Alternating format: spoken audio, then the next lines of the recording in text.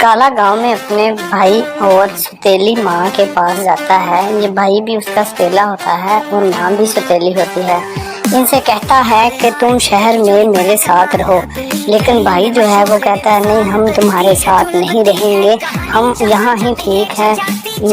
तुमने हमें इतनी देर याद नहीं किया, अब कैसे तुम्हें हमारी याद आ गई, हम इधर ही ठीक है, हम नहीं जाएंगे।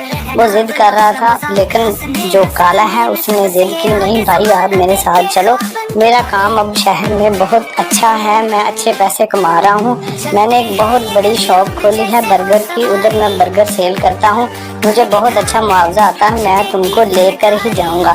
काले ने बड़ा इसरार किया। इसरार करने के बाद जो उसकी माँ है उसने भी कहा कि नहीं, हम नहीं जाएंगे, लेकिन आखिरकार आपस में इनकी बातें तकरार चलती रही। काफ़ी ज़्यादा बातें और तकरार होने के बाद इन्होंने फैसला किया कि ठीक है, इसके साथ जाना चाहिए, देखें तो सही इसने शहर में क्या बनाया। क्योंकि ये दोनों लालची थे। जब वो बर्गर वाली दुकान के सामने आए और देखकर हैरान रह गए। ये है, काले ने इनको बताया, ये मेरी बर्गर की दुकान है, मैं यहाँ पे बर्गर सेल करता हूँ और अच्छा खासा पैसा कमाता हूँ। इस पैसे से मैंने बहुत अच्छा जो है घर भी तैयार किया है, वहाँ पर भी आपको लेकर जाऊँगा।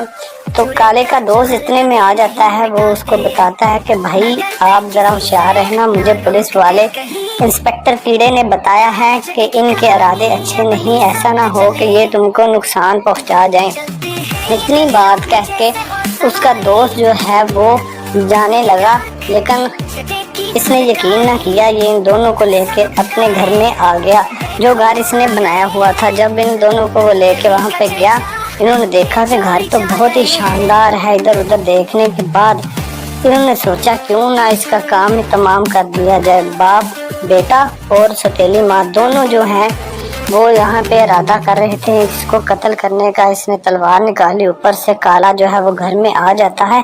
जैसे ही काला अंदर आता है तो ये उसको मारने के लिए तैयार था।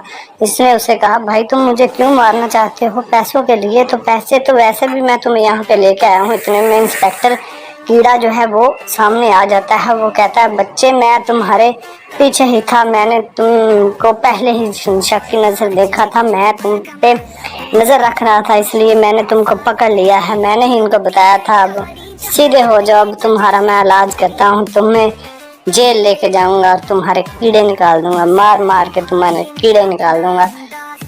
ये कह रहा था, लेकिन फिर भी उसका जो भाई है इसे माफ़ी देने को तैयार था, लेकिन जुर्म तो जुर्म होता है। इसको लेके वो जेल में चला गया। अब इसकी सज़ा हम जेल में तयन करेंगे।